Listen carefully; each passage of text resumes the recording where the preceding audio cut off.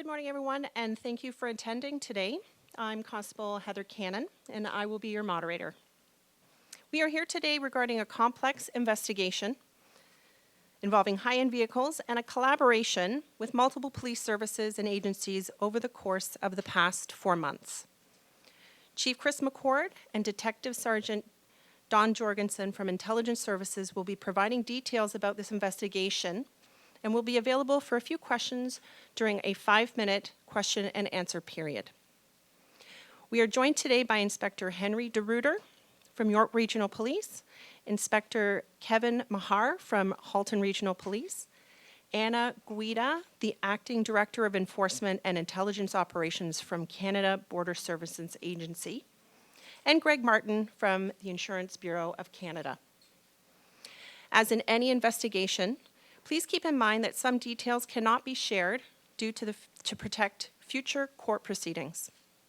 A media release will be issued shortly after the news conference and will include links to the information provided today.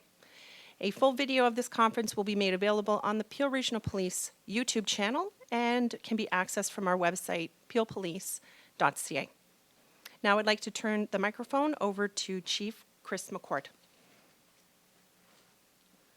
Thank you, Heather. Good morning, everyone, and thank you for joining us. Our news conference this morning is about a joint forces operation that spanned multiple jurisdictions. What started out as a small local investigation led us to a highly orchestrated, organized crime ring that focused on vehicle thefts and saw nearly $100 million worth of illegal funds in processing those stolen vehicles. Investigators have seized approximately $2.2 million worth of stolen vehicles, along with key programmers, wireless electronic devices, license plates, and fraudulent documentation. And some of those are on display here this morning on the tables in front of you. The success of this significant operation could not have been possible without the help of our partner agencies who join us here today.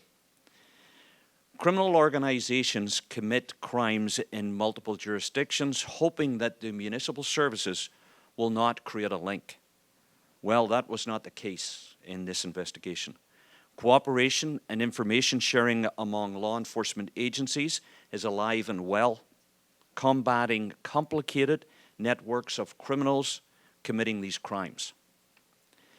I would like to thank the members of the Commercial Auto Crime Unit here in Peel Regional Police and our partners from the other agencies who are here today, including Inspector Kevin Mahar from Halton Regional Police, Inspector Henry DeRuiter from York Regional Police, Anna Guida from Canada Border Services, the Acting Director, and Greg Martin from the Insurance Bureau of Canada.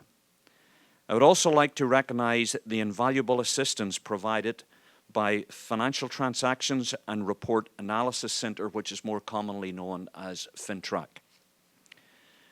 Peel Regional Police began this investigation in April 2019, when members of our Commercial Auto Bureau recovered over $620,000 worth of high-end stolen vehicles, which were being stored in an industrial unit in the area of Kestrel Road and Myerside Drive in the city of Mississauga. That is sort of the north-east end of Mississauga, close to the 401 and Highway 10. Many of these vehicles had been stolen in other jurisdictions, such as Halton and York regions. The investigation revealed that the vehicles were being prepped to be shipped overseas in containers to China and other European countries, which then led to the involvement of the Canada Border Services Agency and FinTrack. This marked the beginning of our joint forces operation termed Project Seizure. The majority of these vehicles recovered to date were purchased fraudulently by using fake identification and fictitious employment records along with address records. Other vehicles were fraudulently purchased and later reported stolen, defrauding insurance companies of the replacement costs in this complicated criminal activity. Project Seizure is a perfect example of the quality of work that can happen when the expertise of multiple agencies share information and work together for a common goal. I am going to turn the mic over at this stage to Detective Sgt Jorgenson, and then following Detective Sgt Jorgenson, I'm going to ask Mayor Patrick Brown, who is also a member of our Police Services Board, to say a few words, and I would like to thank him for joining us today. So I'm turning the mic over to Detective Sgt Jorgenson. Thank you, Chief. Good morning. I'm Don Jorgenson, and I'm a detective sergeant in our intelligence services, and part of my command would be the Commercial Auto Crime Bureau. This unit specializes in investigating vehicle theft rings, chop shops, illegal importing and exporting of vehicles, as well as the theft of boats, aircrafts, heavy equipment, and cargo tractor-trailer thefts. Project Bayesian started with an arrest by members of the Auto Crime Unit in April of 2019. And as a result of the information that was gleaned during that arrest and conversations with our counterparts in York and Halton, a joint forces investigation was started. This involved members of Halton, York, and we had a lot of work done by CBSA as well. This project started shortly after April. The investigators discovered that high-end vehicles were being obtained by various illegal methods in Ontario, Quebec, and British Columbia. And some of these vehicles would later be transported to chop shops, two of which were located in Mississauga, while others were immediately loaded onto containers, shipping containers for export. Through the investigation, it was discovered that this group was both sophisticated and organized. As a result of the criminal code search warrants that were executed yesterday, property, including vehicles, were seized. There are 5 males currently in custody facing charges related to identity fraud, identity theft, and possession of stolen property, as well as trafficking stolen property. In total, we've seized 28 vehicles that have been recovered and are valued at just over $2.2 million. These are some simple facts. We're still investigating, and so for that matter, we can't get into specific details. Thank you. Thank you, Detective Sergeant. So I'd like to turn the mic over at this stage to Mayor Patrick Brown. Thank you, Chief. And first of all, I want to just commend the Peel Regional Police and partner agencies, and the Chief in particular, for their leadership on this important investigation. Project Bayesian was so important as this was a real challenge in our community. I can tell you, as mayor, I heard constantly about concerns of car thefts. Clearly there was something afoot, and this is what happens when you give the police the resources to do their job. This has been a lengthy investigation, but when you hear the numbers, in some cases as conservatively as 20 cars stolen a week, it shocks you. And no wonder we were getting these complaints about car thefts. And the fact that the police were so diligent in going after this investigation, using all the techniques they have, is a big relief for Peel Region, a big relief for the city of Brampton. But frankly, looking at the victims that extended well beyond our own jurisdiction, it speaks to the significance of this breakthrough. And so on behalf of the city of Brampton, as a member of the Police Services Board, I wanted just to congratulate our police for their incredible work, and this is a big relief for our community. This year we were proud to add 55 new officers to the Peel Regional Police, and as I've said many times, these guys get pulled a million directions, but when you give them the resources to attend to the concerns we have in our community, when they have the resources to engage in investigations, the biggest concerns we have in our community around public safety can be handled, and it shows that anyone involved in crime, eventually, when you have the professional police that we have, eventually you're going to get caught. Eventually you're going to be held accountable, and this is another example of it. Frankly, people thought they might have got away with this, and they were very clever in how they went about it. But in the end, they got caught because we have police that are determined. And today, I just wanted to congratulate them and salute them for their great investigative work. Thank you very much, Mayor Brown. So now I will open up the floor to 5 minutes of questions, and the best person to answer those will be Detective Sgt Jorgenson, but I'm here to assist in any way. Right away, you said it started in April with an arrest. It was an arrest of one person, and that person is the one who led you to this whole ring? No, the arrest in April was actually of two of our primary subjects, two of the people that were arrested again yesterday. They were arrested in April and had been released on court documents. And it was them who led you towards this ring, or were you well aware of the ring before? No, that's what led us to identifying the members of the ring.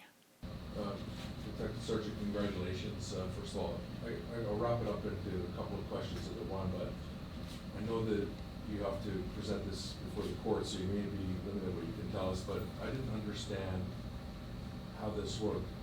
Is it in addition to purchasing a vehicle fraudulently, so they purchase it from a dealer, and then it's then stolen so that there's an insurance claim, and then in addition to that, it's then sent away?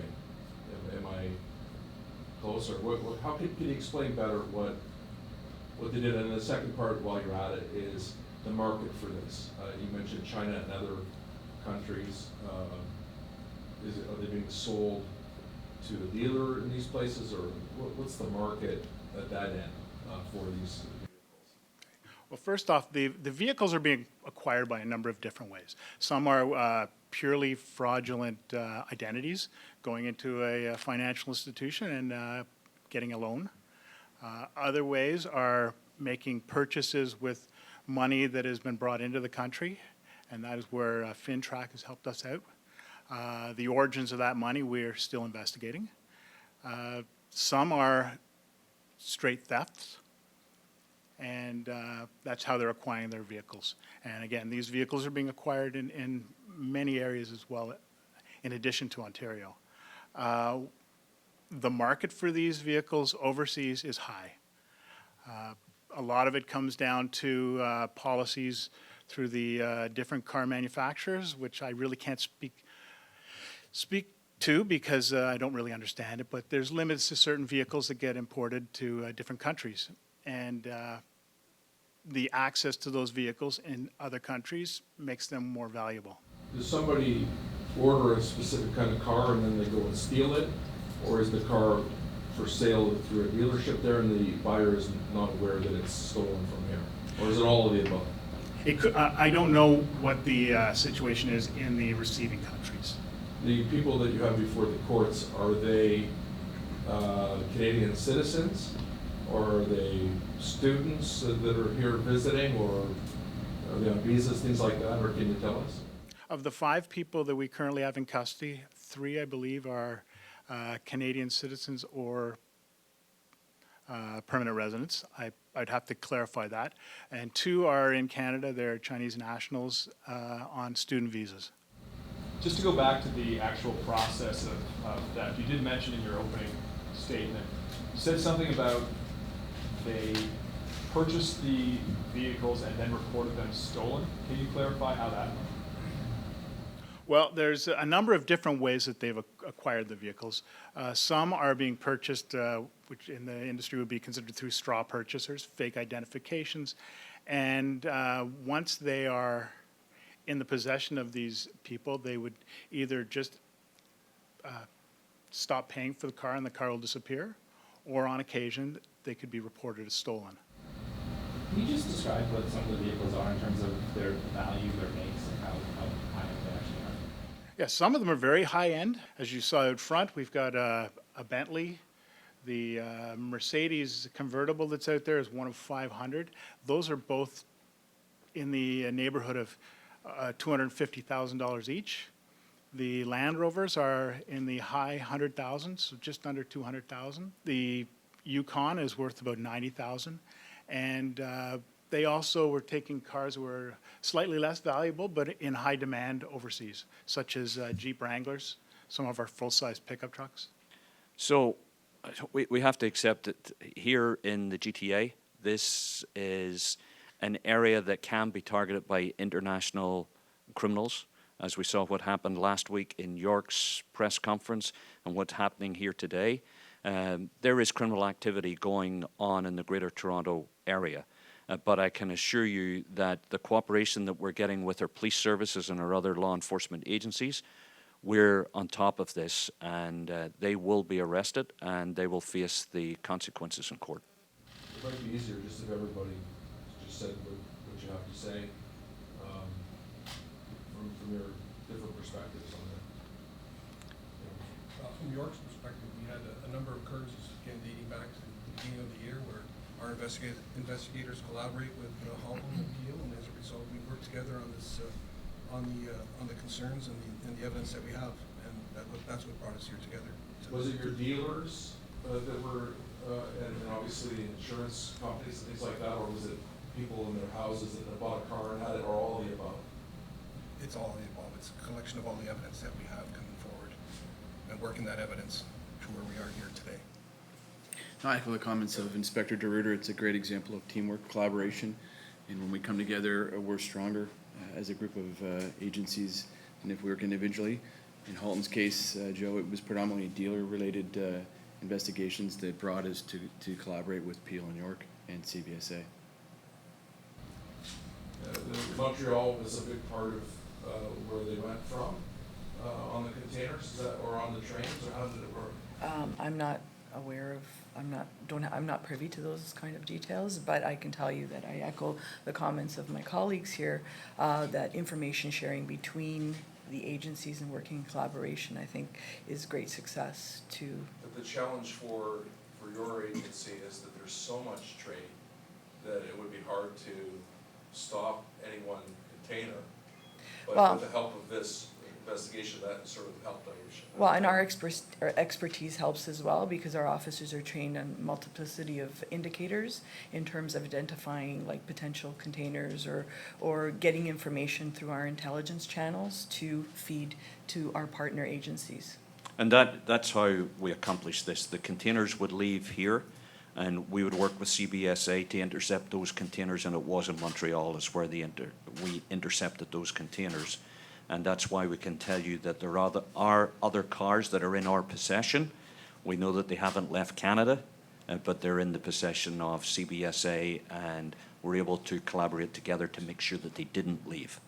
I want to find out about the insurance, but while you mention that, Chief, the thing that I'm fascinated with is the market for it. You mentioned China, you didn't mention which European countries. Maybe if you know, somebody can tell us, but do the people over in those places know that this is stolen material, or is it they're just then put into the market, they buy it, and they don't know that it's stolen? That's what we don't know at the other end. We don't know what the story is being told to them, or what they're, are they ordering these vehicles and they're being delivered? We don't know that. We haven't got that far into it.